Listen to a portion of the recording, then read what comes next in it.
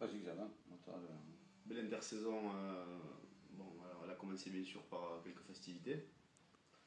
On avait quand même réfléchi à ce qu'on voulait prévoir pour la reprise, donc on savait qu'on allait reprendre un peu plus tard pour faire grandir l'envie des joueurs de reprendre, ce qui a été un peu compliqué. Et voilà, maintenant c'est à peu près rentré dans l'ordre, tout le monde est à peu près revenu, donc ça a été une intersaison qui a été, on a l'impression, plus longue que les autres années, puisque il n'y a quasiment pas eu de recrutement, puisque le recrutement est un peu venu tout seul. Donc ça a été un gros boulot en moins par rapport à l'année d'avant. Et aussi on a gardé tout l'effectif, donc il n'y a pas eu besoin de recruter forcément beaucoup de joueurs. Donc on a eu un peu plus de temps pour reprendre encore plus motivé. Bon, voilà, je ne peux confirmer ce que dit Xavier.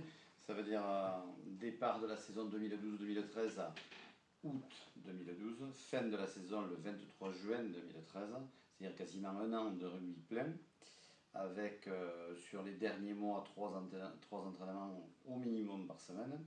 Bon, donc on n'est pas professionnel, on a demandé de gros efforts finalement aux joueurs, mais ils les ont consentis facilement, c'était pas obligatoire. Et à leur femme. Hein. Et à toute leur famille aussi finalement. Hein. Bon, donc ça veut dire que le souhait qu'on a eu, quand on a décroché ce titre, c'était de se dire que faut-il faire. Est-ce qu'il faut reprendre aussi sec pour entamer un début de championnat ou dans tous les cas de challenge au mois d'août, ou alors est-ce qu'on les laisse tranquilles. Bon, notre position, notre posture était de dire on va les laisser tranquilles, on a le temps de reprendre et on a repris tard, puisqu'on a repris finalement mi-septembre les premiers entraînements.